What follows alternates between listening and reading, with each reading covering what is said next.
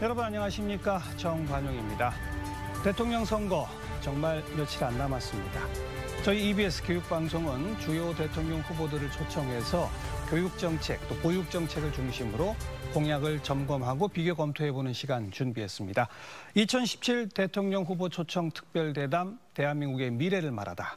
오늘 나오신 분은 국민의당의 안철수 후보이십니다. 후보님 어서 오십시오. 네, 반갑습니다. 전국을 다니시느라고 힘드시죠? 가진 게 체력밖에 없습니다. 체력이 완전히 버텨주세요? 예, 그렇습니다. 목소리도 안 쉬셨네요. 예. 목도 건강합니다. 아니 왜 한때 중저음으로 연설 목소리 톤을 낮추셨잖아요. 예. 그래서 많은 분들이 걱정했어요. 갑자기 저러시다가 목이 쉬시거나 이러면 안 될 텐데 했는데. 예, 자유롭게 변신합니다. 정말 성대가 튼튼하신 모양이에요. 예. 네. 저희 EBS 교육방송하고는 또 인연이 많으시다고요. 네, 제가 제일 처음 아마 출연했었던 곳이 바로 EBS인 것 같습니다. 벌써 25년 정도 전에 방송 출연을. 컴퓨터는 내 친구, 그때 강사로도 출연하고 교재 제작에도 참여했습니다. 예, 컴퓨터는 내 친구. 예. 그때 컴퓨터 바이러스 강의했던 기억이 납니다. 그러시군요. 자, 우리 시청자분들께 우선 인사 한 말씀부터 한 말씀 부탁드립니다. 반갑습니다. 안철수입니다. 혹시 저를 모르시는 분들 있으실 것 같아서 잠깐 말씀을 드리면 모르시는 분 없습니다. 저는 열흘 뒤에 치러지는 대통령 선거 후보 중에 3번 후보입니다. 안철수입니다. 아무리 열심히 해도 정말 많이 나오지 않는 미래에 수많은 청춘들이 절망하고 있습니다. 저는 정말 낯설고 두려운 정치로 이끈 것이 바로 청춘의 절망이었습니다. 대한민국 세계 어느 나라보다 교육열 높은 나라입니다. 그 힘으로 지금껏 버텨온 게 사실입니다. 하지만 거기까지입니다. 전쟁을 폐허해서 이만큼 살게 된 게 교육의 힘이었다면 지금의 낡은 교육 시스템으로는 아무런 답도 주지 못하는 게 바로 지금 현실입니다. 이미 정보통신혁명 시작되었던 20년 전에 우리 교육의 일대 개혁이 이루어졌어야만 됐습니다. 산업화 시대에는 평균적인 인재가 필요합니다. 그렇지만 정보통신혁명 시대에는 좀 더 창의적인 인재가 필요했습니다. 게다가 지금은 4차 산업혁명이 밀려오고 있습니다. 정말 창의성이 기본인 겁니다. 사물인터넷이나 빅데이터나 로봇 등 여러 첨단 기술들이 다양하게 융합하는 시대에 과연 우리가 뭘 먹고 살지, 나는 어떤 직업 가질 수 있는지 아이들이 묻는다면 누구도 답해주기가 어려운 겁니다. 변화 속도 너무 빠르고 예측할 수 없는 융합이 진행되고 있습니다. 핵무기 예로 들어서 한번 융합 이야기 말씀을 드리겠습니다. 융합이라는 게 자체가 애초에 존재했던 것과는 전혀 다른 물질이나 현상 생기는 것 아니겠습니까? 80년 전에 이탈리아 과학자 페르미가 그때까지 존재하지 않던 새로운 원자를 발견했습니다. 원자 번호 93번, 94번 이걸로 이제 노벨상을 받았는데 그거의 시작이었습니다. 그리고 10년 뒤에 2차 세계대전 과정에서 독일이 새로운 물질의 분열, 융합 과정에서 생겨나는 이 에너지를 이용해서 무기로 만들려고 했던 겁니다. 이때 또 미국에 있던 아인슈타인이 당시에 미국 대통령 루즈벨트에게 독일 움직임을 알렸고 2차 세계대전 끝낼 핵폭탄이 미국에서 먼저 개발됐습니다. 핵무기가 세상에 나온 겁니다. 우리나라에서 가동되는 원자력 발전소 핵물질도 핵융합 거치면 핵무기가 될 수 있습니다. 이야기가 길어졌습니다만 마치 핵융합처럼 4차 산업혁명 시대는 지금까지 존재하지 않았던 것들이 생겨나는 시대입니다. 지금 초등학교 입학한 학생들 절반은 지금 세상에 존재하지 않는 직업 찾을 거라고 합니다. 우리 학교가 아직 세상에 존재하지 않는 직업을 찾을 수 있도록 준비해야 하는 것이죠. 그런데 과연 우리 교육이 그렇게 준비하고 있습니까? 정말 많이 부족합니다. 아니, 완전히 방향이 틀렸다고 저는 봅니다. 그래서 저는 교육혁명이 필요하다고 거듭 말씀드리는 겁니다. 4차 산업혁명 시대 융합이 그 길이 한 가지가 아닙니다. 100가지, 1000가지입니다. 지금 우리 앞에 다가오는 혁명 물결이 위기이지만 동시에 기회이기도 한 겁니다. 그래서 학교가 바뀌어야 됩니다. 학교가 변화하려고 해도 제도, 법, 정치가 막아온 겁니다. 그래서 저는 산업화 시대에 평균적인 인재 만드는 교육으로는 미래가 없다는 말씀 드리고 싶습니다. 산업화 시대 평등 교육, 평균적 인재 육성이 필요했는데 지금은 아니라는 말씀입니다. 교육 기회는 평등해야 되고 그게 헌법 정신 아니겠습니까? 평등하게 기회 보장하면서 어떻게 하면 평균적인 인재, 일률적인 인재가 아닌 창의적인 인재를 육성할 수 있는가가 그것이 바로 우리 숙제입니다. 창의적인 인재는 스스로 생각할 줄 아는 사람, 질문할 줄 아는 사람입니다. 정답 찾는 게 아니라 다른 사람과 협력해서 다양한 방법으로 문제 해결할 줄 아는 사람입니다. 그래서 저는 교육혁명 3가지 방향 제시했습니다. 첫째로는 교육부 폐지하고 국가교육위원회와 교육지원처로 재편하는 겁니다. 가던 길 그대로 가라는 그런 제도부터 바꾸자는 겁니다. 학교를 창의성을 키우는 놀이터로 만들려면 권위주의적인 이런 시스템 없애야 되는 겁니다. 두 번째로는 초등, 중등, 고등학교 이 12년 제도 바꿔야 됩니다. 대한민국은 전 국민이 얼리 어답터입니다. 더 빨리 공교육 시작하고 더 빨리 스스로 진로 찾도록 해야 되는 것 아니겠습니까? 물론 교육 내용도 창의적인 교육으로 바꿔야 됩니다. 그리고 마지막으로 3번째로 평생교육 지금보다 100배 정도 늘려야 됩니다. 100세 시대인데 50세 전후로 직장을 그만둡니다. 그 뒤에 각자가 알아서 사회가 노후 생활 책임질 수 없는 이런 상황 그대로 두면 안 되는 겁니다. 그래서 두 번째 직업을 가지기 위해서 퇴직 이후에 지금처럼 치킨집 10개 방치하지 말고 중장년층 재취업을 위한 재교육 국가가 책임지자는 것이 제 주장입니다. 제 정책이기도 합니다. 칼릴 지브라는 교육은 그대의 머릿속에 씨앗을 심어주는 것이 아니라 그대의 씨앗들이 자라나게 해준다고 했습니다. 전 국민이 얼리 어답터인 대한민국, 메르스가 발생하면 전 국민이 메르스 전문가가 되는 우리 모두 열공하는 대한민국, 우리에게는 분명히 미래가 있다고 확신합니다. 이대로 멈추면 미래가 없습니다. 지금 결심하고 교육혁명 선택하면 우리는 세계 최고의 교육국가이자 글로벌 혁신국가로 우뚝 설 수 있습니다. 고맙습니다. 네. 갑자기 이런 생각이 떠올랐어요. 대통령 이제 뭐 하시게 된다 하더라도 한 20년 후에 지금 존재하지 않는 어떤 직업을 갖게 되실 거라면 어떤 직업을 하실 것 같으세요? 저 말씀입니까? 예. 끊임없이 사회를 위해서 봉사하는 일을 해야죠. 그러니까요. 특정한 직업으로 치면 지금 존재하지 않는 어떤 직업?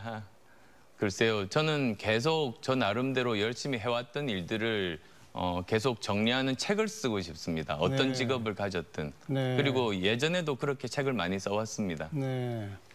컴퓨터 백신 개발하시고 IT 벤처 기업 일구셨고 또 네, 대학 교수였었고 대학 교수도 하셨고 의사였었습니다. 의사이셨고 그리고 지금 이제 4차 산업혁명을 누구보다 앞서 주장하고 계시고 예. 그래서 지금 다른 후보들보다 특히 교육 분야에 대한 관심도나 정책 공약도 상당히 획기적인 것들이 많다. 이런 예. 평가인데요.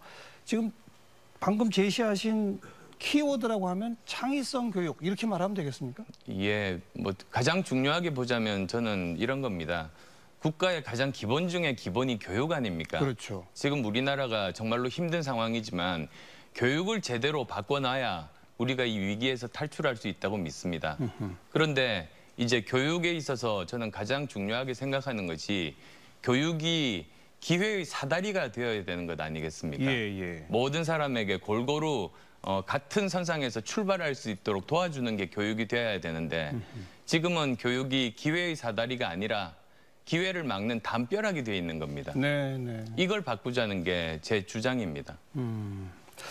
그런데 우리가 어려서부터 배워온 우리의 교육이 사실 그런 창의성을 키우는 교육 우리 못 배워봤거든요. 예, 그렇습니다. 우리가 못 배워봤는데 새롭게 그걸 만들어서 가르칠 수 있을까요? 예, 그래서 저는 학제 개편부터 좀 전면적인 거의 혁명 수준에 가까운 일을 하자는 제가 말씀을 드리고 싶습니다. 제가 모두 발언에도 말씀드렸습니다만 예. 세 가지를 바꿔야 됩니다. 우선은 정부 조직을 바꿔서 교육부 폐지. 예, 충분히 자율적으로 창의적인 인재들을 기르게 만들어야 되는 겁니다. 그리고 두 번째로는 지금의 초중고 12년 내내 입시 교육에 매달리고 있지 않습니까? 현재 그렇죠. 이 고리를 끊어내야 우리가 그 소중한 보통교육 기간 동안에 창의교육, 인성교육, 적성교육이 가능하다. 그리고 거기에 따라서 사교육비가 혁명적으로 절감될 수 있다. 네. 이제 그 말씀을 드립니다. 그리고 세 번째로는 평생교육. 학교 졸업한 이후에 중, 장, 노년층도 지금처럼 버려두면 안 됩니다. 국가가 교육을 책임져야 이분들도 100세 시대에 4차 산업혁명 시대에 살아나갈 수가 있지 않겠습니까? 하나하나 좀 짚어보죠. 교육부를 폐지하는 대신에 교육지원처 정도로 좀 위상과 조직의 규모나 기능을 좀 축소한다 이거죠. 예, 그렇습니다. 그러면 새로 만들어지는 국가교육위원회는 어떻게 구성이 되는 겁니까? 예, 제가 왜 이런 생각을 하게 됐는가. 지난 정말 60년 정도 여러 가지 다양한 시도가 있었습니다. 지금 우리나라 교육의 가장 큰 문제가 창의적인 인재를 기르는 교육을 하지 못하고 그리고 두 번째로는 그 장기적인 교육 정책이 제대로 추진되지 못해서 대통령 바뀔 때마다 심지어는 장관 바뀔 때마다 정책이 바뀌고 입시제도 바뀌고 그렇습니다. 그다음 또 세 번째로는 사교육비가 계속 증가하는 겁니다. 근데 이 셋이 다 연관돼 있습니다. 이것들을 바꾸려면 어떻게 해야 되는가? 저는 결국은 획기적인 방법, 즉 정부에서 이 컨트롤 타워 자체를 재구성해야 된다는 겁니다. 그래서 새롭게 만들어지는 컨트롤 타워가 국가교육위원회. 그게 바로 국가교육위원회입니다. 그게 어떻게 구성돼서 어떤 역할을 하는 거예요? 거기에는 이제 학부모들의 대표, 교육 전문가들, 그다음에 행정 관료들, 그리고 여야 정치권이 함께 모입니다. 정치인까지. 예, 거기에서 앞으로 10년간 국가의 교육 정책에 대한 합의를 하는 겁니다. 사회적인 협약 기구라고 말씀드릴 수 있습니다. 그렇게 되면 그리고 그것을 매년 10년 계획을 합의를 하게 되는 겁니다. 그걸 이제 영어 표현으로는 롤링 플랜이라고 합니다. 떼굴떼굴 구르다라는 표현으로. 그래서 10년 합의하고 그 다음에 또 10년, 그러니까 추가 1년이 합의가 되는 겁니다. 그런 식으로 가다 보면 연속성 있는 교육 정책이 가능해지는 겁니다. 그런데 여기서 중요한 것은 여야가 모두 합의하고 대통령도 자기 생각대로가 아니라 거기를 따르고 존중하는 겁니다. 즉 대통령이 모든 권한을 교육 정책의 권한을 그 위원회에다가 넘겨주면 그러면 그리고 모든 국민 앞에 여야 정치권 다 약속하는 거죠. 그러면 우리가 비로소 장기적인 교육 정책이 가능해진다는 겁니다. 10년까지의 장기 계획을 세워놓고 이거는 절대 불변이다. 못 바꾼다. 여야 정치권 모두 국민 앞에 약속해야 됩니다. 그리고 그다음 해에는 이제 그다음 1년을 더한 또 10년. 그다음 10년. 근데 만약 4년마다 이제 총선이 이루어져서 여소야대 구성이 만약 바뀐다고 치면 바뀌더라도 이 약속은 지키겠다고 그 10년은 국민들 못 앞에 바꾼다. 약속해야 됩니다. 우리도 이제는 장기적인 그 계획이 필요할 때가 됐지 않습니까? 그래서 정권이 바뀌더라도 정책의 연속성을 보장하려면 유럽처럼 사회적인 협약이 이제는 필요할 때가 됐고 그중에 가장 모범적으로 먼저 시도할 부분이 바로 저는 교육 분야라고 보는 겁니다. 정말 정책이 정권에 따라서 장관에 따라서 바뀌는 거는 방지할 수 있겠네요. 그렇습니다. 그런데 중요한 건 그 사회적 협약, 합의를 이끌어낼 수 있을까요? 지금까지 왜 안 됐었나? 그것은 대통령에 당선된 사람이 그 5년 동안 자기 마음대로 했기 때문입니다. 근데 아예 정말 그 결심하고 대통령의 권한을, 결정 권한을 모두 그 위원회에다가 위임하면 그때부터 이제 가능해지는 겁니다. 어쨌든 합의를 이루지 못하면 아무것도 못하니까 그렇습니다. 합의는 만들어야 되고 그 만든 합의는 누구도 건드리지 못한다. 그렇습니다. 그리고 교육부가 갖는 어떤 부작용, 병폐가 컸다고 생각하십니까? 이걸 이렇게 대폭 축소해야 하는 이유는 뭡니까? 저는 컸다고 생각합니다. 물론 그 사실은 시대 흐름과도 연관이 있습니다. 1차, 2차, 3차 산업혁명 때는 한 가지 기술로 혁명이 일어났습니다. 그렇죠. 1차가 전기기관, 2차가 전기, 3차가 IT 기술 아닙니까? 그래서 한 가지 기술로 인한 사회 변화는 어느 정도 예측이 가능합니다. 예. 어떤 인재가 우리 사회에 필요한지도 미리 알 수가 있습니다. 그래서 국가가 계획을 세워서 앞에서 끌고 가는 게 훨씬 더 속도도 빠르고 효율적이었습니다. 4차 산업혁명 시대에는 그게 더 이상 통하지가 않는 겁니다. 왜냐? 4차 산업혁명과 1, 2, 3이 다른 점은 한 가지 기술이 아니라는 겁니다. 예. 수많은 기술들이 동시에 발달하고 이들끼리 우리가 예측하지 못하는 형태로 합쳐지는 겁니다. 뭐 인공지능, 로봇, 사물 인터넷 이런 것들이 막 서로 엮이는. 예, 거기다 뭐 바이오 기술에다 그렇죠. 여러 가지가 많습니다. 그러다 보니까 국가가 미리 예측을 할 수가 없습니다. 미리 네. 계획 세워서 앞으로 끌고 가면 오히려 엉뚱한 방향으로 가게 됩니다. 그래서 이럴 때 정말 이제는 국가의 운영 기조, 철학이 바뀌어야 되는 겁니다. 즉 지금까지는 국가가 먼저 결정했습니다. 앞에서 끌고 갔습니다. 이제는 그러면 안 됩니다. 오히려 국가가 먼저 결정하는 것이 아니라 현장에서 먼저 결정하게 하고 국가는 그것을 지원하고 앞에서 끌고 가는 것이 아니라 뒤에서 밀어주는 방식으로 가야 된다는 겁니다. 네. 그래서 지금의 그 교육부 체제는 한마디로 교육통제부처럼 행동했습니다. 네. 미리 정책을 정하고 그 말을 잘 듣는 학교에만 돈을 주는 방식이었습니다. 그러다 보니까 자율성이 없어지면 창의 교육도 불가능해집니다. 네.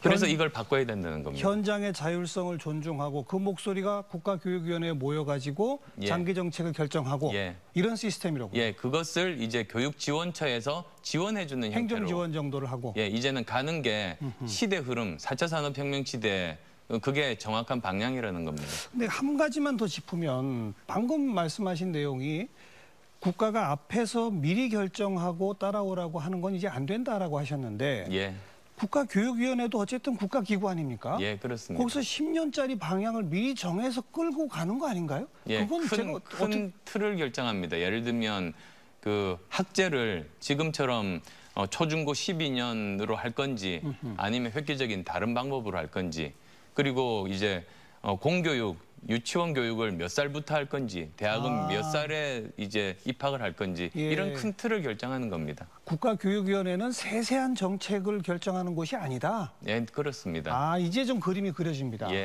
거대한 대형 프로젝트의 방향, 그거는 국가교육위원회에서 사회적 협약 합의를 통해 만들어내고 현장의 자율권을 그대로 또 두고 그 방향은 건드리지 못하게 하고 다만 교육부가 기존의 정책 하나하나에 개입해서 통제하던 것은 못하게 하고 그렇습니다. 요거로군요. 정확하게 말씀해 주셨습니다. 알겠습니다. 자, 그다음에 이제 진짜 뜨거운 논란이 일고 있는 대목인데 지금 몇 번 언급하셨어요.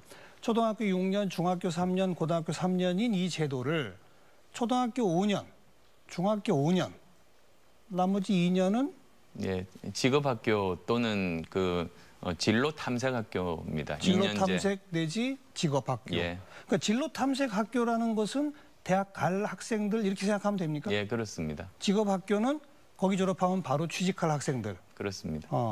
근데 초등학교 5년, 중학교 5년은 왜 그렇게 5년으로 하셨어요? 좀 설명을 드리고 싶습니다. 우선은 제가 학제 개편 이야기를 꺼낸 것이 우리나라 학제가 1951년 학제 그대로 지금까지 66년간 그대로 지금 지속되고 있습니다. 여러 가지 창의 교육이 가능하게 하려고 많은 시도가 있었고 사교육비를 줄이려는 많은 시도가 있었는데 모두 다 실패했습니다. 그렇습니다. 결국 그것은 그 12년 교육이 입시 준비만 하는 이 상태였기 때문에 어떤 시도도 실패했던 겁니다. 따라서 이 고리를 끊자는 게 학제 개편의 가장 중요한 부분입니다. 우선은 사실은 더 자세하게 설명드리면 5+5+2 앞에 그 유치원 교육 2년이 포함됩니다. 만 3세 때 유치원에 입학합니다. 그래서 2년 동안 다닙니다. 그리고 그것은 공교육입니다. 국가에서 책임지고 하는 겁니다. 그다음에 이제 초등학교를 지금보다는 1년 빨리 갑니다. 만 5세 때 갑니다. 그래서 만 5세 때부터 10세 때까지 기본적인 그런 소양교육, 인성교육들을 받게 됩니다. 그리고 나서 이제 만 10세부터 만 15세까지 그때가 이제 지금의 중학교와 고등학교를 좀 합한 형태인 아하. 중등학교를 가게 됩니다. 예. 거기서는 이제 좀 더 심화해서 우리 지금 우리 사회를 살아가는 기본적인 소양 교육들을 다 이제 갖추게 되는 보통 교육을 받게 되는 겁니다. 보통 국민 기초 보통 교육이라고 네, 말하는 그렇습니다. 그것을 이제 만 15세 예. 때까지 받게 됩니다. 예. 그 다음에 이제 대학을 가려고 하면 무조건 아무것도 모르고 그냥 대학 전공을 택하는 것이 아니라 지금 시범적으로 중학교에서 실시되고 있는 자유학기제처럼 네네. 그것을 이제 2년제 학교에서 하게 되는 겁니다. 그리고 학점제로 운영됩니다. 그 학교 내에서 그러니까 진로 탐색 학교 내에서도 여러 과목들을 수강할 수 있고 주위의 다른 학교에 갈 수도 있습니다. 또는 대학에서 교육받을 수도 있습니다. 미리 대학에 가서 예, 대학 강의를 미리 듣는다? 미국 같으면 이제 AP 과정이라고 합니다. 맞습니다. 예. 네, 그런 과정들을 받게 됩니다. 그래서 그 과정들을 통해서 자기의 전공을 이제 택하고 이제 대학으로 진학하는 형태입니다. 네. 또는 이제 직장을 가게 되려면 지금의 마이스터고와 같은 형태로 그렇죠. 이제 2년제 직업 학교를 거쳐서 직장으로 취직하게 됩니다. 그런데 그렇다고 해서 완전히 직장 가는 사람들의 대학 진학문을 닫아놓은 것은 아닙니다. 이제 미래의 대학은 좀 다른 형태가 됩니다. 지금처럼 단순히 대학 신입생들, 청년들만 대상으로 하는 것이 맞아요. 아니라 직장 다니다가도 대학에 오고. 그렇습니다. 그렇죠. 평생 교육으로 확장되는 그런 이제 대학이 역할을 해야 되는 겁니다. 그래서 직장을 다닌 사람들이 이제 일정한 기간을 지나고 나면 예. 대학 입학 자격고사 없이 바로 이제 대학으로 지나갈 수 있는 길도 열어놓게 됩니다. 네. 맨 마지막 2년 과정 대학 가려는 사람은 진로 탐색, 직업 원하는 사람은 직업학교. 예. 근데 지금도 고등학교 3년 과정에 마이스터고라든지 이런 걸 좀 더 활성화합시다. 예, 그렇습니다. 이런 제안이 있잖아요. 예. 근데 그 정도로 하면 안 되는 겁니까? 지금은 가장 큰 문제가 말씀드렸습니다만 12년 내내 이제 대학 가려고 하는 학생들을 중심으로 12년 내내 입시 준비만 하게 되는 것 아니겠습니까? 아니 그러니까 고등학교의 마이스터고 같은 학교를 전체 고등학교의 뭐 한 3분의 1 수준으로까지 예. 대폭 확장하고 전폭적 지원을 한다. 이 정도로 하면 안 되는 겁니까? 예, 그건 이제 그렇게 되면 저는 굉장히 이상적이라고 봅니다. 네, 예. 그런데 저는 한꺼번에 이 12년 학제를 바꾸자는 게 아닙니다. 저는 10년 넘어 걸릴 거라고 봅니다. 아하. 점진적으로 이것을 시행해 나가자는 것이고 그것을 이제 주체적으로 10년 이상 이제 끌고 나갈 기관이 국가교육위원회의 역할입니다. 거기서 점진적으로 이제 차근차근 학생들을 뽑으면서 그 학생들의 이제 직장으로 희망하는지 대학을 희망하는지 그것도 이제 검증을 해가면서 그렇죠. 하나씩 만들어 가자는 겁니다. 네. 그래서 저는 기본적인 틀을 제안했고 그 틀은 국가교육위원회에서 논의 과정에서 조금씩 수정될 수 있습니다. 하긴 이게 한날 한시에 이렇게 하면 현재는 만 6세, 우리 예. 나이로 8살이 학교를 가는데 지금 만 5세, 7살 때 학교를 가도록 바꾸자는 거 아닙니까? 그렇습니다. 그럼 한날 한시에 이 제도를 시행하면 갑자기 초등학교 1학년 학생이 2배가 되는 거잖아요. 예, 이건 안 되는 거죠. 예, 그런 염려도 제가 들었습니다. 예. 그래서도 지금은 이제 12개월 정도의 기간에 학생들이 한 학년으로 진학하지 않습니까? 그렇습니다. 그런데 만약에 이제 지금의 만 6세 초등학교 입학하는 학생들을 이제 만 5세부터 시작한다고 할 때 네네. 이걸 갑자기 해서 두 해의 24개월 학생들이 동시에 한 학년이 되는 일을 막아야 됩니다. 그건 감당 못하죠. 예. 예. 그래서도 좋은 방법 중에 하나는 그 기간 동안은 15개월의 학생들을 한 학년에 입학시키는 겁니다. 점진적으로. 15개월? 예, 네, 15개월, 1년과 3개월입니다. 네. 그렇게 4년 정도를 지나고 나면 자연스럽게 다 무리 없이 진학이 가능합니다. 그러니까 예를 들자면 그래서 5년 정도에 걸쳐 있는 학생들을 4년에 걸쳐서 입학시키는 겁니다. 예. 그러면 이 한 학년 일찍 입학하는 것이 무리 없게 실행될 그러니까 수 있습니다. 지금도 예를 들자면 2010년 3월생부터 어떻게 되나요? 2010년 3월생부터 2009년 2월생까지, 2011년 2월생까지 보통 그렇게 한 학년을 들어가는데 우리 후보님의 방안대로 말하면 첫 해에는 좀 3개월 더 당겨서 2011년 12월생부터 그렇게 한 15개월. 예를 들면 그런 시기라는 겁니다. 예. 3개월 단위로 예. 하면 3, 4, 12, 4년이면은 대충 해소가 된다. 예, 해소가 되고 그리고 특히 지금은 불행하게도 그 출생하는 아이들 숫자가 줄고 있지 않습니까? 그렇죠. 예, 아마 올해 30만 명대로 떨어질 겁니다. 예. 지금까지 40만 명 이상을 버텨왔습니다만 올해 떨어질 텐데요. 이런 숫자까지 감안하면 학교의 그 시설을 대폭 확충하지 않고도 네. 자연스럽게 학제 개편이 가능한 시기이기도 합니다. 그래도 아마 딱 시행 첫 해부터 몇 년 사이는 그 전에 비해서는 정원이 1.25배로 늘어나는 거 아니겠습니까? 예, 꼭 그렇지는 않은 것이 지금 계속 줄고 있기 물론 때문에 줄고 있습니다만. 그렇습니다. 그러니까 예. 이 제도를 시행 안 하면 그냥 자기 나이 또래 한 30만 명하고 경쟁하면 될 사람이 어쨌든 한 0.25 정도는 한 3만 명 정도는 아니죠. 한 6만 명 정도는 늘어나는 거잖아요. 뭐 어느 정도 늘어나는 그런 기간도 있겠습니다만 이제 중요한 것은 좀 더 거시적으로 보는 게 필요합니다. 예. 과연 지금 그렇다면 지금 현재 교육을 이대로 가는 게 우리에게 옳은 일인가? 옳지 않다는 건 다 많은 분들이 동의합니다. 그래서 저는 바꿔야 된다는 말씀을 드립니다. 그래서 이런 방식으로 하면 저는 우리나라가 4차 산업혁명 시대에 가장 먼저 교육개혁을 한 모범 국가로 저는 자리 잡을 수 있다고 확신합니다.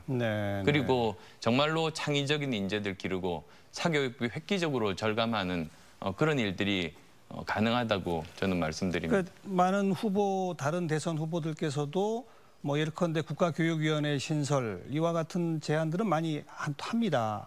안 후보와 동의하시는 분들이 꽤 많은데 학제 개편에 대해서는 대부분의 분들이 좀 이건 너무 어려운 과제고 또 이게 정말 그렇게 효과를 발휘할 수 있을지 아직 검증이 안 됐다. 학제는 그렇게 한 번에 함부로 손대는 게 아니다. 이런 신중한 태도를 보이고 있거든요. 그분들한테 한 말씀 하신다면.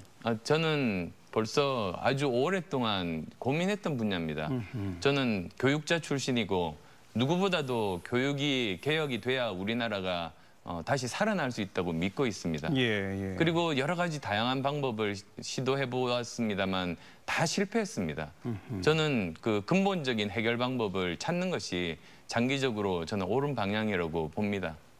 다른 방법들은 지금 다른 후보들께서 제안한 방법들은 그 큰 변화가 두려워서 작은 변화만 시도하다가 결국은 아무런 효과를 못 보는 그런 정책들이 많습니다. 1년 먼저 학교를 가서 5년은 기초 인성 소양 교육. 그죠? 그다음 중등학교 5년에서는 국민이면 알아야 할 기초 보통 교육. 그다음 그때부터 대학으로 바로 갈래 아니면 뭐 일단 직장을 좀 가져볼래. 선택하게 해서 대학으로 갈 사람은 미리 대학 전공 과목도 들어볼 수 있는 기회까지 주는 그런 학교를 가고 직업학교에 가면 아무래도 이건 산업 현장하고 연계해서 해야 되겠죠? 그렇습니다. 그런 직업학교로 가고. 그리고 만 17세 지금보다 1년 빨리 대학이나 직장으로 가게 됩니다. 글쎄요. 이게 뭐 한 10년이 됐건 20년이 됐건 이런 변화가 만들어져서 완성된다면 모르겠는데 그 사이가 참 두렵긴 하네요.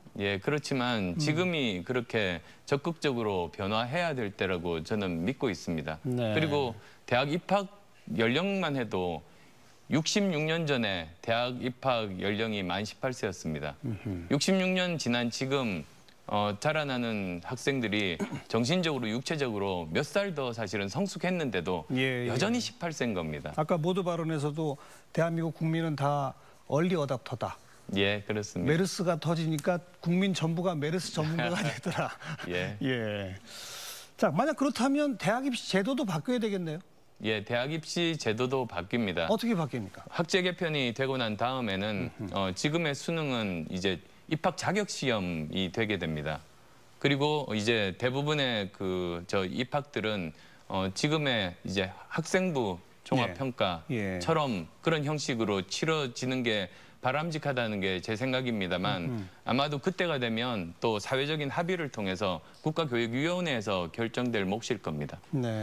하긴 이 진로 체험 학교 2년 과정에서는 미리 대학 전공 과목도 들어볼 수 있게 했으니까 그렇습니다. 학생 뽑기도 쉽겠네요. 대학 교수들 입장에서도. 예, 그리고 학생들 입장에서도 한번 그냥 자기가 어떤 전공인지도 모르고 그냥 입학해서 2, 3년 지난 다음에 자기와 안 맞다고 절망감에 빠지는 학생들이 너무나도 많습니다. 지금은 다 그냥 성적으로 가잖아요. 예, 그렇습니다. 내가 뭘 하고 싶은지도 모르고 성적대로 그냥 가지 않습니까? 정말 불행한 일입니다. 제가 예전에 카이스트 교수할 때도 그 문제 때문에 고민하면서 눈물을 흘리는 청년들 너무나 많이 봤습니다. 그런데 이렇게 제가 말씀드렸던 2년 정도를 거치면서 자기의 그 전공을 탐색해서 그렇죠. 길을 정하면 그런 일들은 많이 사라질 겁니다. 뭐 이렇게 근본적으로 학제까지 바꾸는데 굳이 이것까지 여쭤봐야 되나 싶긴 합니다만 기존에 있는 무슨 뭐 과학고, 뭐 외국어고 이런 건 어떻게 돼야 되는 겁니까? 그러면? 예, 지금 제가 말씀드린 이 그 학제 개편은 정말 장기적인 과제입니다. 10년 이상 걸린다고 그렇죠, 말씀드렸습니다. 그렇죠. 그런데 그러면 10년 동안 지금의 입시 제도나 그 고등학교 체제를 그대로 두자는 건 아닙니다. 또 장기적인 과제와 함께 지금 단기적으로 문제가 있는 쪽도 해결을 해 나가야 됩니다. 투 트랙으로 병행해 나가야 되는 것이죠. 지금 그래서도 이제 그 여러 가지로 고등학교 문제가 많지 않습니까? 네, 자사고나 특목고 같은 경우, 그렇죠. 특히 이제 외고 같은 경우가 그렇습니다. 그래서 저는 지금의 선발 제도를 바꿔서 선지원해서 추첨하는 제도로 100% 추첨? 예, 맞습니다. 네, 저는 추첨하는 제도로 바꿔야 된다고 봅니다. 왜냐하면 어떤 그 후보들은 학교를 없애자라고 주장도 합니다만 그건 나름대로 또 다른 부작용들이 많습니다. 기존의 그런 학교를 갑자기 없애게 되는 게 무리한 측면이 있습니다. 따라서 저는 그 고등학교 입학하는 그 과정을 바꿔서 추첨제로 하자는 겁니다. 그렇게 되면 자연히 그런 문제들은 해소가 되는 방향으로 갈 수 있을 겁니다. 지금 특목고, 외고, 뭐 과학고 이런 데들은 사실 중학교에서 여기에 들어가려고 또 학원 다니고. 예, 그래서 추첨제로 바뀐다면 공부 잘하는 애들만 쏙 뽑아가지고 또 대학 입시 교육만 시키는. 그렇습니다. 그게 원래 문제입니다. 설립 목적인 외국어, 과학 교육은 잘 안 하잖아요. 그렇습니다. 그러니까 선지원 후 추첨으로 하면 그 학교의 설립 목표인 외국어 교육 특화, 과학 교육 특화 이걸 살릴 수 있다. 네, 그렇습니다. 근데 기존의 외고, 과학고에 대해서 저항이 굉장히 강할 것 같은데요. 그건 우리 모두를 위해서 사실은 바뀌어야 되는 부분 아니겠습니까? 그렇죠. 네. 그리고 또 뭐 저기 말씀 나온 김에 이제 대학 입시도 바뀌어야 되는데 지금까지 보면 대학 입시가 대통령 바뀔 때마다 장관 바뀔 때마다 바뀌어서 결국은 그 예측 가능성도 없애면서 많은 부작용들이 있어 왔습니다. 오히려 그것 때문에 사교육이 더 커졌습니다. 그렇죠. 사교육비 부담이 더 커졌습니다. 네. 따라서 제가 생각하는 방향은 그 입시 제도에 있어서 근본적인 변화는 하지 않는다는 겁니다.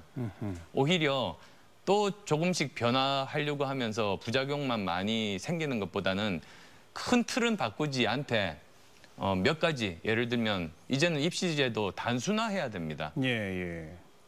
그래서도 이제 그 학교에서 그 각 대학마다 실시하는 그런 그 입시 제도들 이런 것들도 지금의 굉장히 많은 그 종류들을 대폭 줄여 나가는 쪽으로 가야 됩니다. 그런 방향으로 가는 게 저는 맞다고 봅니다. 그리고 이런 식의 학제 개편이 이루어지면 저절로 사교육이 줄어들까요? 꼭 그렇지는 않을 겁니다. 그렇지만 여전히 부모들은 이런 학제 개편이 변화하는 과정에 내가 있다 손치더라도 내 아이는 좀 인류대학 보내고 싶어. 그래서 막 사교육 시키고 이게 저절로 없어지진 않을 것 같은데요. 지금 이제 학제 개편은 하나의 틀입니다. 틀이고요. 그렇지만 거기서 정말로 중요하게 생각하는 것이 그 창의 교육이 가능하게 하고 공교육을 강화하는 겁니다. 사실은 사교육을 없애는 쪽보다 공교육을 강화하는 쪽으로 나가야 됩니다. 그리고 또 그 평생교육을 강화하겠다는 말씀을 드렸으니까 기존의 사교육처 업체도 그 평생교육 쪽으로 조금씩 이제 옮아가면서 오히려 또 많은 나름대로 상호 보완적인 역할들이 가능하지 싶습니다. 네, 그러니까 학제 개편은 또 다른 하나의 축이고 예. 그 밑에 바탕에 깔려 있는 건 공교육에 대한 투자 확대. 이거는 기본에 깔려 있다. 아, 그렇습니다. 예. 예. 우리 교육 재정이 어느 정도로 늘어야 한다고 보십니까? 지금은 정말로 부족합니다. 초, 중, 고, 대학교 모두 다 지금 OECD 국가들과 비교해 보면 우리가 부족합니다. 네. 교육이 국가의 의무인데 그 의무를 다하지 못하고 있습니다. 이 부분들을 저는 바꿔야 된다고 봅니다. 네. 그래서도 이제 그렇게 투자가 더 늘어야 된다는 기본적인 방향에다가 그 기존의 시스템에 투자를 늘려도 오히려 지금의 문제들을 해결하지 못하는 이 상황에서 예. 학제를 바꾸면서 근본적인 변화를 일으키자. 그래서 근본적인 변화와 동시에 교육에 대한 투자를 늘리자는 말씀입니다. 뭐 온 국민이 사실 사교육 때문에 고통받고 있는 거 아닙니까? 그것 때문에 그 노후 준비도 못하고. 못하고 있습니다. 아이들도 행복하지 못하고요. 예, 아이들 그리고 부모님들까지도 전 사회가 지금 네. 굉장히 심각한 불행에 빠지게 만드는 정말 주범 중에 하나입니다. 아예 그 사교육을 못하게 하고 전 국민이 내는 사교육비 한 3분의 1 정도 세금으로 더 내십시오. 그럼 공교육을 왕창 키우겠습니다. 이렇게 못할까요? 그게 이상적이긴 합니다만 현실적으로 그게 그렇게 되기가 힘들지 않습니까? 오히려 공교육을 정말로 제대로 강화하고 국가에서 투자해 나가면서 자연스럽게 이제 사교육에 대한 수요가 없어지게 하는 것이 네. 그게 올바른 방향이라고 봅니다. 하긴 이 사교육을 원천 금지 이런 거는 또 아마도 그러면 또 다른 방법들을 위헌 논란 또 이런 것도 있을 수밖에 없고요. 그리고 그렇게 금지하면 또 다른 편법들이 계속 그렇죠. 생겨날 겁니다. 네. 근본적인 해결책은 공교육 강화에 있습니다. 공교육 강화. 그리고 국가가 더 책임지는 겁니다. 자, 교육 정책의 기본을 좀 정리해 보죠. 공교육 강화하면서 장기 계획을 세우고 학제 개편을 통해서 또 1년 일찍 학생들이 들어가서 1년 일찍 사회에 나올 수 있고 그런 틀을 가운데 대학 입시 제도도 바꾸고 지금의 고등학교 뭐 특목고 자사고 이런 부분도 개혁할 수 있다. 예. 이 말씀이로군요. 예, 그렇습니다. 이제 보육 정책 몇 가지 짚어보겠는데요. 뭐 한동안 무슨 공립 유치원 중에 왜 단설 유치원, 병설 유치원 있잖아요. 예, 예. 그것 때문에 약간 좀 혼란이 있었죠. 예, 그것 때문에 오해하시는 분들도 예, 예. 많이 계신 것 같습니다. 그런데 뭐 오늘 기회를 빌어서 분명하게 말씀드리면 저는 그 유치원 교육도 공교육에 포함하는 게 제 방향입니다. 아까 만 3세 다 들어간다. 예, 그래서 부모님들이 그 유치원 학비 때문에 고통받지 않으시고 누구나 이제 같은 출발선상에 설 수 있도록 예. 돈이 많으면 영어 유치원 보내고 없어서 그냥 그 집에서 그냥 키우고 이런 일이 없어져야 된다는 겁니다. 예, 예. 분명히 유치원도 공교육에 포함시키겠다는 게 제 방향입니다. 그리고 그를 위해서는 공립 유치원들이 국공립 유치원이 많아져야 된다. 늘어나야죠. 예, 그 방향입니다. 근데 네. 그 과정 중에 그 좀 오해가 있었습니다. 저는 그 뭐 병설, 단설 이런 이야기들이 나오면서 좀 오해의 소지들이 있었습니다만 분명한 것은 국공립 유치원 늘리겠다는 것이라는 말씀드리고 싶습니다. 네. 그래서 국공립 유치원에 다니는 아이들의 비중을 40%까지 늘리겠다. 일단 예, 그렇습니다. 임기 내에 40%까지. 예, 그렇습니다. 그리고 또 국공립 어린이집에 네. 다니는 학생들도 지금보다 훨씬 더 느려서 20% 수준까지 올리겠다는 겁니다. 네. 방금 오해 뭐 이런 말씀하셨던 게 저도 그 국민의당 정책 전문가와 뭐 심층 인터뷰도 해봤는데요. 그러니까 단설 유치원은 하나 만드는데 돈이 많이 든다. 수도권 같으면 100억 이상 듭니다. 그러니까 별도 건물도 새로 지어야 되고 뭐 이래서. 그렇습니다. 근데 학교 병설 이러면은 학교 시설을 활용해서 하니까 돈은 좀 적게 들여도 국공립 유치원으로 아이들을 더 많이 받을 수 있는 효과가 더 크다. 그러니까 단설 부분보다 병설에서 좀 더 많이 늘립시다. 이런 취지였던 거죠, 그러니까. 예, 그러니까 사실은 이제 단설을 많이 늘릴 수 있으면 저는 그게 참 좋은 방법이라고 봅니다. 예, 문제는 이제 그 재정입니다, 사실은. 그렇죠. 그리고 이제 시간이 많이 걸립니다. 그런데 이제 저는 유치원 교육을 공교육화 하자는 입장이기 때문에 예. 빠른 시간 내에 많이 공교육을 확대해야 되지 않습니까? 네. 그럴 때 우선 가능한 것이 병설 유치원을 많이 늘리는 겁니다. 그렇죠. 이미 시설들도 있고 그리고 다 부모님들이 사시는 집에서 굉장히 가까운 곳에다 위치할 수 있습니다. 예. 그런데 이제 문제는 부모님들의 만족도가 낮다는 겁니다. 뭐 여러 가지 이유로. 네. 그래서 일단은 병설 유치원을 늘리고 그대로 두자는 것이 아니라 거기에다 다시 또 국가가 더 투자해서 그렇죠. 교육의 질을 높이고 부모님들의 만족도를 높이자는 게 제 계획입니다. 네. 그리고 기본적으로 그 밑에 바탕은 이제 만 3세 되면 유치원은 우리 초등학교 지금 돈 거의 안 들이고 보내듯이. 예. 그래서 지금의 초등학교 보내듯이 유치원을 보낼 수 있게 해드리겠다는 게 제 계획입니다. 그게 임기 내에 가능하다. 예, 그렇습니다. 네. 그래서 임기 내에 유치원부터 어린아이들부터 시작해서 국가교육위원회를 통해서 사회적인 합의를 이룬 방법을 이제 하나씩 해나가겠다는 말씀입니다. 예. 자, 지금까지 쭉 말씀하신 교육, 보육 공약들 시행하려면 돈이 많이 듭니다. 그죠? 교육 분야에 대한 또 보육 분야에 대한 재정 투자는 확대할 수밖에 없지 않겠습니까? 예, 그렇습니다. 그 재원은 어떻게 생각하십니까? 예, 지금 현재 상태에서도 사실 확대해야 됩니다. 물론이죠. 우리가 교육에 투자하는 예산이 OECD 국가에 비하면 우리가 낮은 수준입니다. 네, 더 확대하고 국가가 더 책임져야 됩니다. 그런데 지금 제가 이제 학제 개편을 통해서 거기에 추가로 더 재원이 소요되는 건데 예. 그것은 거의 10년 이상에 걸쳐서 소요되는 재원들입니다. 그래서 그 정도는 충분히 조달 가능하다는 말씀드리겠습니다. 아니 당장 유치원을 의무교육식으로 무상교육식으로 가면 거긴 또 추가 보육 재원이 들어가지 않겠습니까? 예, 그렇습니다. 그렇지만 그래서도 제가 먼저 실행 가능한 방법으로 병설 유치원 확대를 말씀드린 겁니다. 재정 소요 폭이 너무 갑자기 늘어나는 걸 방지하기 위해서. 예, 그렇습니다. 골고루 균등하게 어느 정도 10년 이상을 내다보고 네. 지금 하나씩 잘 알겠습니다. 추진하고 검증이 되면 그 다음 단계로 옮겨가자는 겁니다. 그리고 이제 아까 모두 발언에서부터 강조하신 세 번째 역점 분야가 평생교육의 강화인데요. 정말 좋은 표현 쓰였습니다. 세컨드 잡, 두 번째 직업. 이제는 인생 3모작 해야 한다는 얘기까지 나오지 않습니까? 예, 그렇습니다. 어떻게 이걸 강화할 수 있겠습니까? 평생교육이 우선은 예산 측면에서 한번 말씀드리고 싶습니다. 선진국 같은 경우에 전체 교육 예산 중에 7% 정도를 평생교육에 쓰는 나라가 많습니다. 네.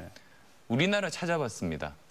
우리나라는 전체 교육 예산 중에 0.07% 정도를 평생교육에 쓰고 있는 겁니다. 0.07이요? 예, 정말 100분의 1 수준 아닙니까? 1000분의 1 수준인데요. 이건 정말로 100분의 1 정도입니다. 7%와 0.07이니까. 예. 정말 말이 안 되는 겁니다. 그러니까 이제는 학교 졸업하고 나서 중장 노년층들이 그 교육 의무를 국가가 완전히 하지 않는 겁니다. 네. 직무유기하는 겁니다. 예. 저는 이래서는 안 된다는 그 생각이어서 이 문제만은 다음 정부에서 임기 내 반드시 굉장히 빠른 속도로 정상화시켜야 된다는 게 제 생각입니다. 네. 그런데 이제 평생교육을 그러면 어디서 할 거냐라는 그러니까요. 문제가 남습니다. 당장 돈만 투자한다고 되는 게 아니잖아요. 예, 그렇습니다. 예. 그런데 좋은 모델 중에 하나가 미국의 커뮤니티 칼리지 같은 형태입니다.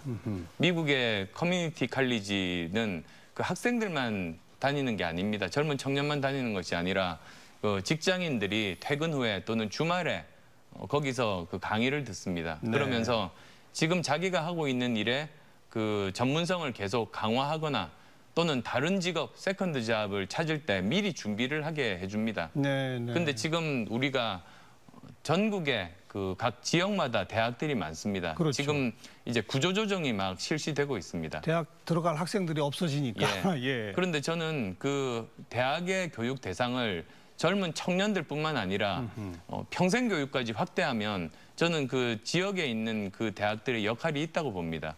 각 지방에 있는 대학들이 지역의 평생교육 센터로서의 기능도 저는 부과하면 예. 여러 가지로 참 바람직하다는 생각을 합니다. 네. 그다음 또 두 번째로는 저는 이곳 EBS도 평생교육에 굉장히 좋은 인프라가 될 수 있다고 봅니다. 그렇죠. 예. 지금의 입시 위주에서부터 이제는 평생교육 채널을 하나씩 늘려가는 겁니다.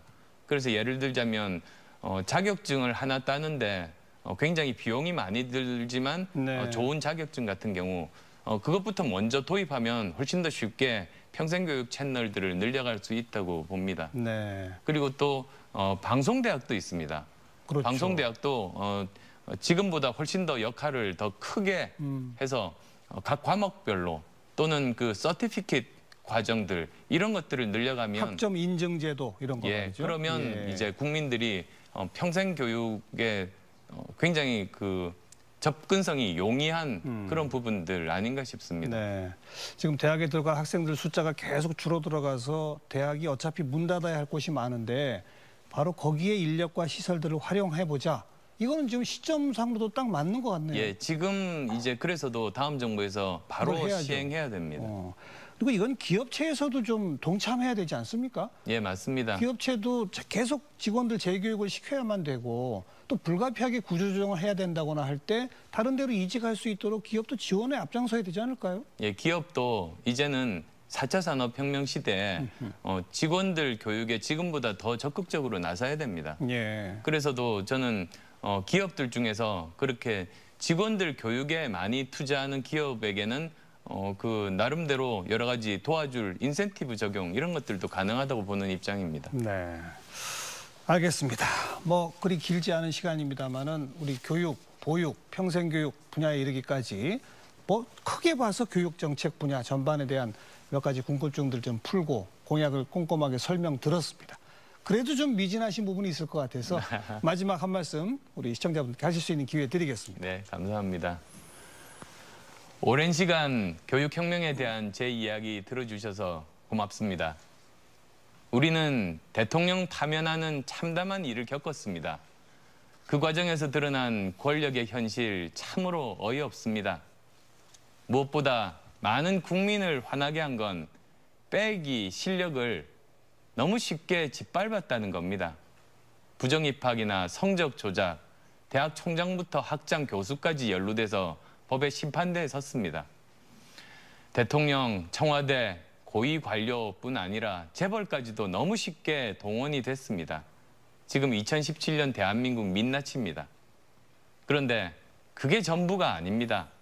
연줄과 배경, 백 없이는 입사 원서, 서류 심사도 통과하지 못하는 이 취업 절벽이 더 이상 대한민국이 평등하지 않다는 걸 반증해 줍니다. 부모 직업이, 부모 재산이, 아파트 평수가 아이들 미래 결정하는 나라, 그런 대한민국의 미래가 없습니다. 저는 의사에서 벤처 창업, 대학 교수 되기까지 도전을 멈추지 않았습니다. 저라고 왜 두려움이 없었겠습니까? 그렇지만 포기하지 않겠다는 각오로 여기까지 왔습니다. 그런데 우리 청춘에게는 지금 저처럼 자수성가 기회가 원천적으로 차단돼 있습니다. 공정한 기회가 주어지지 않기 때문입니다. 기득권 지키고 대물림하는 거기는 정치 책임이 큽니다. 부패 기득권 세력이 쌓아올린 불공정의 거대한 탑을 무너뜨리고 노력하면 잘 살 수 있는 나라, 공평한 기회가 보장되는 나라, 함께 잘 사는 정의로운 나라 만드는 것이 제 꿈입니다. 자수성가 남다른 기회를 가졌던 제가 우리 사회, 우리 아이들에게 그런 기회의 나라 만들어서 보답하겠습니다. 저 안철수, 성실과 노력이 제대로 평가받는 나라 만들겠습니다. 상속자의 나라를 성실한 국민의 나라로 바꾸겠습니다. 보육과 교육은 기본적으로 국가가 책임져야 될 몫입니다. 보육대란, 교육대란 근본적으로 해소하겠습니다. 그중에서도 저는 두 가지 꼭 약속드리겠습니다. 첫째는 누리과정입니다. 중앙정부가 전적으로 책임져야 합니다. 더 이상 정치가 아이들, 학부모 불안하게 해서는 안 됩니다. 두 번째로 노후한 학교시설 제대로 고치고 내진 설계 보강해서 안전한 학교 환경 만들겠습니다. 아이들이 안전하고 건강한 교실, 학생들이 누구나 자유롭게 꿈꾸고 마음껏 도전할 수 있는 나라, 한 번 실패해도 재도전 기회를 갖는 나라, 실패의 경험을 사회적 자산으로 만들 수 있는 나라, 실력으로 공정하게 경쟁하고 성공하는 대한민국, 제가 꿈꾸는 미래입니다. 우리 아이들 미래를 여는 첫 번째 대통령 되겠습니다. 고맙습니다. 네, 안철수 후보님 나와주셔서 감사드리고 열심히 하셔서 좋은 성과 있기를 기대하겠습니다. 감사합니다. 대통령 되시면 오늘 이 방송에서 하신 약속 꼭 지키셔야 됩니다. 물론입니다. 네, 나와주셔서 감사드립니다. 네. 자, 오늘 이 대담 내용이 여러분의 선택에 조그마한 도움이라도 되었기를 기대해 보도록 하겠습니다. 2017 대통령 후보 초청 특별대담 대한민국의 미래를 말하다 국민의당 안철수 후보와 함께하는 시간 여기서 마무리 짓죠. 감사합니다, 여러분.